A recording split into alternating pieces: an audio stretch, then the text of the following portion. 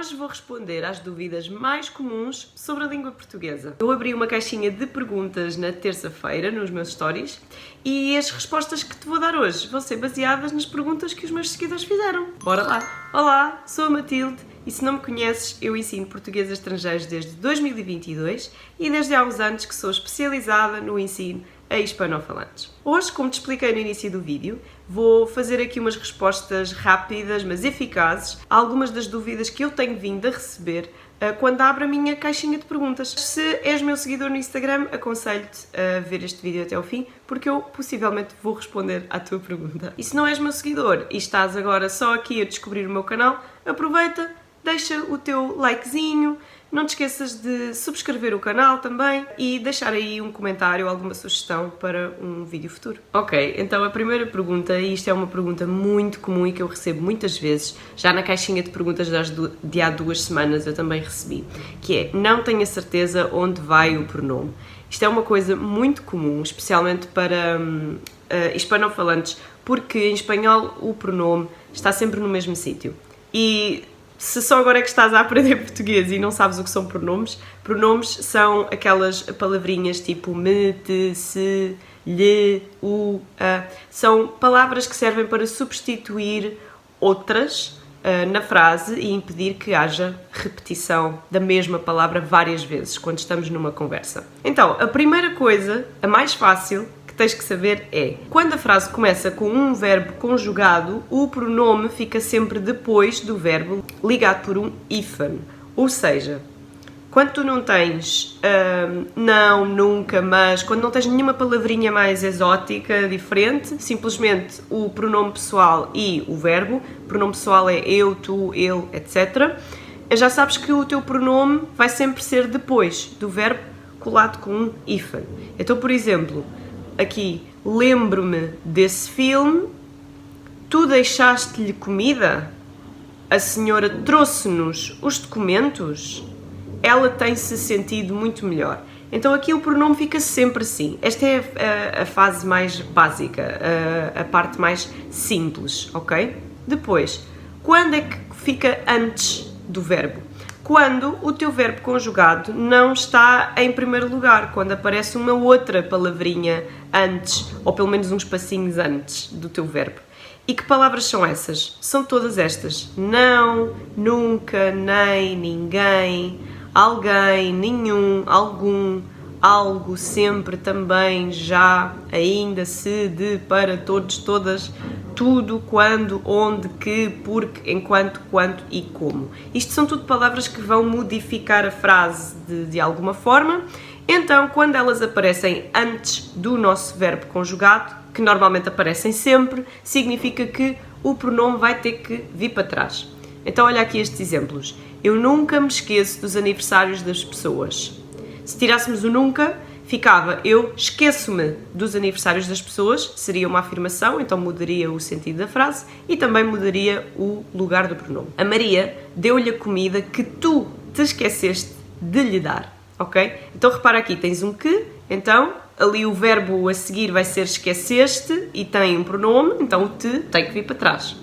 E o mesmo aqui com de, temos um de, o verbo que temos logo próximo é dar, temos um pronome que é lhe, então o lhe vai ter que vir para trás. Então repara que não é só no início da frase, também acontece várias vezes no meio, ok? Sempre que tens estas palavrinhas ali a interferir, já sabes que os pronomes vão ter que vir para trás. Eles precisam de estar perto da palavra que muda. Todos têm de te ajudar, ninguém nos pode acudir. Já temos o depois e o antes, mas ainda temos mais um, que é no meio do verbo. E no meio do verbo parece muito estranho e parece muito assustador, mas fica comigo, não é assim tão difícil. Quando tu tens verbos conjugados no modo condicional ou no futuro do indicativo, e quando eu digo futuro do indicativo não é tipo eu vou à praia, é eu irei à praia, ok? É esse futuro. Então, se tiveres um pronome, ele vai ter que interromper, ele interrompe, este pronome não suporta ficar no sítio dele, ele tem que interromper, quando temos estas duas conjugações. Então, como é que vai ficar? Se eu tiver dinheiro até ao final do mês, eu pagar-lhe-ei o ordenado. e tu pensas, mas isto é tão estranho, o que é isto, que horror. Então, é apenas o verbo pagarei com o pronome lhe ali a interromper. Então, separamos pagar de ei e colocamos ali o lhe. Pagar-lhe-ei o ordenado. Se nós tivéssemos mais paciência, ela ter-nos-ia dito a verdade. É a mesma coisa. A conjugação que nós temos é teria, vamos separar ter e ia e introduzir nos ali no meio, ok? O que é que deves saber? É que isto soa bastante formal. Talvez só em algum tipo de discurso mais formal é que eu iria falar isto na vida real. Tens algumas formas de evitar. Como é que evitas? Tens que usar uma conjugação que não precise de fazer isto. Se tu sabes que isto só acontece no modo condicional e no futuro do indicativo, significa que tu podes substituir o modo condicional pelo pretérito imperfeito do indicativo, que até é bem mais parecido com aquilo que tu tens na tua língua nativa, em espanhol, e significa que podes substituir o futuro pelo presente do indicativo com o verbo ir, que é até a forma mais comum de se fazer o futuro, não é? Então, olha aqui, se eu tiver dinheiro até ao final do mês, eu vou pagar-lhe o ordenado, em vez de pagar-lhe-ei o ordenado, e se nós tivéssemos mais paciência, ela tinha-nos dito a verdade, em vez de ter-nos-ia dito a verdade. Depois, quando tens dois verbos juntos, quando tens, por exemplo, um verbo auxiliar e um verbo principal, que acontece bastante em português, o mais correto será colocar o pronome depois do verbo principal. No entanto, e porque a língua está sempre a mudar, a gramática portuguesa aceita que tu coloques os pronomes depois do verbo auxiliar ou depois do verbo principal. Vamos ver, vou fazer-lhe o jantar, podes pedir-lhe uma folha? No entanto, se disseres vou-lhe fazer o jantar ou podes-lhe pedir uma folha, está ok também. Ok, aconselhar-vos-ia a ver o vídeo que eu fiz, a aula ao vivo. Vou deixar aqui alguns num cartãozinho para vocês verem, porque lá tem uma explicação mais aprofundada deste tema, tá? A pergunta 2 é complicado para falantes da língua espanhola porque há muitas palavras parecidas e a entoação costuma ser diferente. Pessoalmente, quando vou escrever em castelhano, às vezes fico na dúvida com certas palavras que são parecidas com o português. Então, há pelo menos 3 coisas que deves saber para conseguir distinguir entre a pronúncia do espanhol e a pronúncia portuguesa. E são elas. Primeiro, tu sabes que normalmente as vogais A, E e O, que em espanhol são sempre mais fluidas, mais abertas, em português a grande probabilidade delas serem fechadas é grande. A grande probabilidade é grande. Por exemplo, quase todas as palavras que tenham ali a letra A no início ou tipo como segunda letra da palavra, é possível que elas tenham o som A, assim como se estiverem no finalzinho da palavra também vão ter o som A e não o som A. O mesmo acontece com as palavras que terminam com a letra O. As palavras que terminam com a letra O não vão ser O, vão ser U. E o mesmo acontece também com a vogal E. A vogal E, se estiver no final, ela até é quase muda, é quase como se não a conseguisse ouvir. Então, por exemplo, a palavra maturidade, quase que não a conseguimos ouvir. Outros exemplos, respeito, mito, oceano, mesa, jornalista, humano. Então, se memorizares pelo menos e tiveres atenção a estas 3 coisas, a tua intuação já vai soar mais portuguesa e menos espanhola. Se estiveres a falar de facto no ritmo das palavras, aqui também temos algumas diferenças. A maior delas é, por exemplo, quando tu tens ditongos, e ditongos são grupos de vogais juntas, por exemplo, um E e um I juntos, um O e um I, um O e um A, um I e um A. Em português, se não houver nenhum acento nessa palavra, se não houver nenhum acento agudo, se não houver nenhum til, nenhum acento circunflexo, a tua sílaba mais forte vai ser I. E isso às vezes difere do espanhol. Por exemplo, a palavra magia em português vai ser magia. Se tens ali um ia no final, a tua sílaba tónica vai sempre ser I. Então essa entoação é diferente. E se quiseres mesmo falar da cadência com que nós falamos a língua, vamos utilizar um exercício de ritmo, como se estivéssemos a aprender música. Um português a falar, e falando de uma afirmação, um português vai sempre falar tan tan tan tan tan tan tan tan tan. Exemplo, Eu hoje comi uma sandes e fui à praia. Mas se calhar uma pessoa que fala espanhol, e isto vai depender muito de onde tu és, já vai falar de forma diferente. Então, lembra-te que as primeiras partes da tua frase em português são sempre mais direitas, mais sem emoção, e depois levanta, tem um pico ali de emoção e fica mais alto. E depois volta a baixar, com perguntas. Exemplo: compraste um cavalo para fazer corridas? No final de tudo isto, eu posso estar a falar de 300 mil dicas. A melhor dica que tu tens é observares as pessoas à tua volta e copiares. Se não tiveres ninguém à tua volta, há muitos conteúdos na internet que tu podes seguir e repetir. Esta é a melhor forma de tu adaptares a tua personalidade à personalidade portuguesa, ou criares uma nova personalidade portuguesa e começares a soar muito mais português. Ok, pergunta número 3. Vocês falam de forma muito fechada. Sim, é verdade. Português de Portugal tem tendencialmente uma pronúncia e uma forma de falar mais fechada do que outras línguas, até se quiserem comparar com o português do Brasil. No entanto, não há nada que nós possamos fazer para mudar isso. Agora, há sim formas de melhorar o nosso ouvido e começarmos a habituar mais a esta língua. Se tu já foste aluno de língua estrangeira, sabes perfeitamente que no início, quando nós começamos a aprender uma língua, não vamos entender nada do que as pessoas estão a dizer. É normal que no início o nosso ouvido, que está só habituado a ouvir as pessoas que falam a nossa língua, não consiga entender.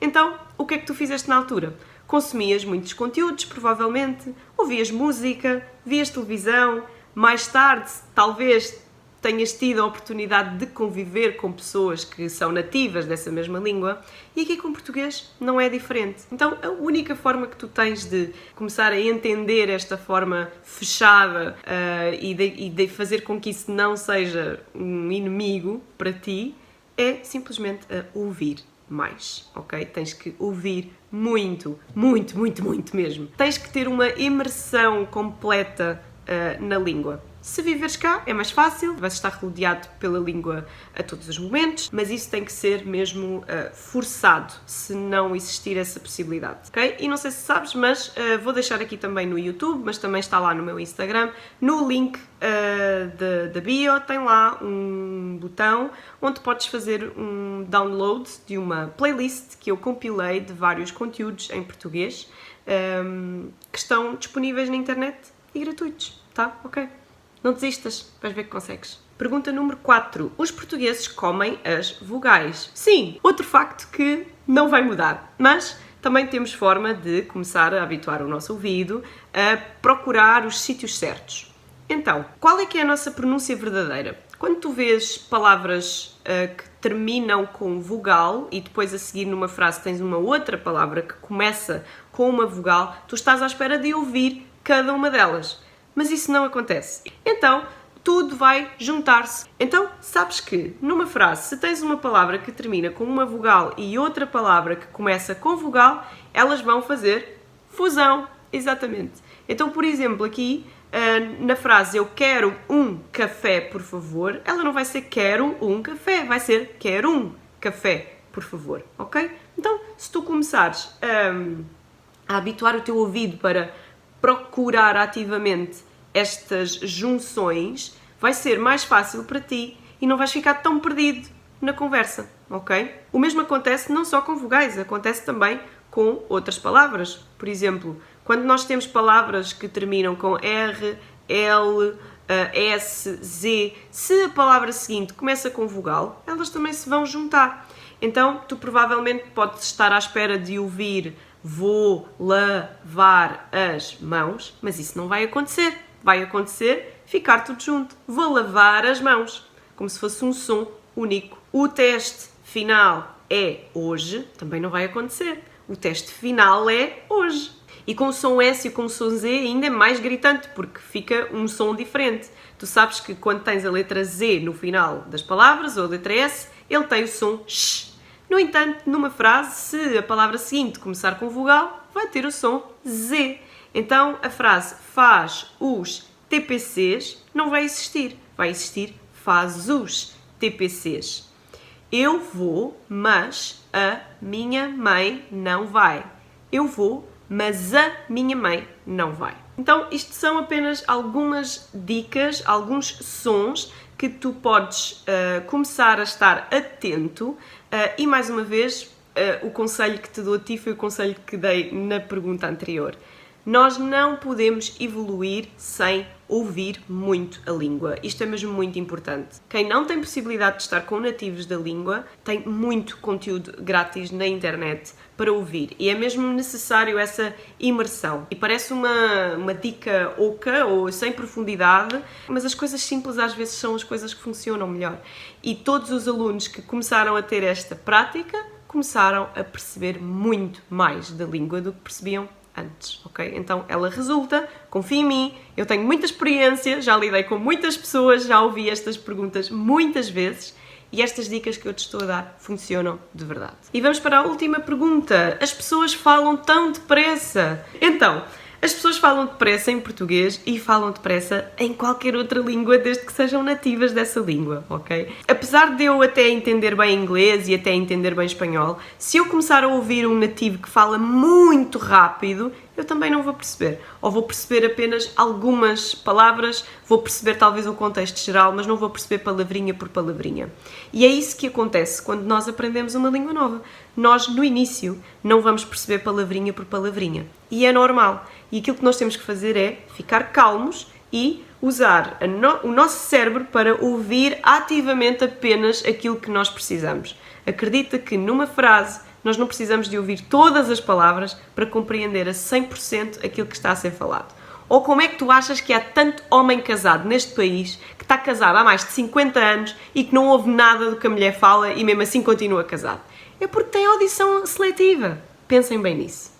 Mas piadas à parte, uma dica que eu te posso dar para ti que tens dificuldade em compreender porque as pessoas falam depressa é: fica atento ao início da frase, ok? No início da frase, em princípio, está lá tudo o que tu precisas. No início da frase tu consegues perceber quem faz o quê, consegues perceber qual é a ação, ou seja, o verbo, e através desse verbo consegues perceber se foi ontem, se foi hoje, se vai ser amanhã, se por alguma razão não vai ser, e a partir daí tu consegues mais ou menos prever aquilo que vai acontecer. A pessoa ainda não acabou a frase e tu já sabes o que é que a pessoa vai dizer. Então, acontece o mesmo em português. Tu ainda não acabaste a tua frase e eu já sei o que é que tu vais dizer. E isto acontece porquê? Porque nós ouvimos ali aquele início e conseguimos logo fazer umas quantas opções na nossa cabeça para completar aquela frase. E normalmente estamos certos. Claro que isso acontece muito mais quando tu és nativo da língua e já estás a viver aqui há muito tempo, mas também é possível acontecer contigo, mesmo que não sejas nativo da língua. Então fica calmo, é perfeitamente normal tu não conseguires ouvir tudo e não tens de ouvir tudo, ou não tens de compreender tudo. Tens de compreender o essencial para poderes responder. Pois, e mesmo que não consigas entender o essencial, não tem problema. A gente pode pedir aos outros para repetir quantas vezes forem necessárias. Mas, mais uma vez, o conselho que te dou, que foi o mesmo que eu dei nas duas respostas anteriores, a melhor forma de te habituares à velocidade da língua ou do discurso de cada pessoa nativa é a ouvir muito. E é um exercício que muitas vezes nas aulas de língua, mesmo nas aulas de língua oficial na escola, que é completamente descartado. Toda a gente está muito mais interessada em aprender gramática, em aprender vocabulário. E claro, tu até podes ser muito boa a falar, mas se não fores boa a ouvir e se não compreenderes, como é que vais falar com as pessoas? É ouvir com consciência, tentar perceber na tua cabeça sobre o que é que estas pessoas estão a falar. Quem são os personagens principais desta conversa? Qual é a minha opinião? O que é que eu penso sobre esta conversa? Se me perguntassem a mim as mesmas coisas, o que é que eu ia responder? Ok? Tu podes fazer este exercício sozinho. Tu não precisas de fazer este exercício com outras pessoas. É melhor quando fazes, porque é mais fácil, mas sozinho tu também podes fazer este exercício, ok? Então, não se esqueçam, para todas as pessoas que têm dificuldade com a pronúncia, com compreensão da língua, é mesmo muito importante que vocês ouçam a língua todos os dias e várias vezes ao dia, ok? Então, se não vivem com pessoas, se não trabalham com portugueses, se não vivem aqui, se não têm essa possibilidade, estão a aprender português ou falam português apenas porque sim, descarreguem a playlist que eu tenho, que está aqui em baixo, e ouçam, ok? Ouçam, procurem, pesquisem, é mesmo a única forma. Não vai ser possível vocês conseguirem compreender muito bem sem fazerem primeiro esta prática. Confiem em mim. E é isso, e chegamos ao final do vídeo de hoje. Espero que estas dicas vos ajudem, vos deixem mais tranquilos, tá? Lembrem-se que falar uma língua não é uma linha contínua, nem para a frente, nem para cima. Às vezes vai para cima, às vezes desce, às vezes fica em frente. Então, a aprendizagem de uma língua é mesmo assim. Qualquer outra coisa que eu não tenha explicado bem, perguntem-me aqui em baixo. Estou sempre disponível no Instagram também para me enviarem mensagem privada com alguma coisa que queiram ver. E é isto. Vemo-nos na próxima semana. Sim, tchau, tchau!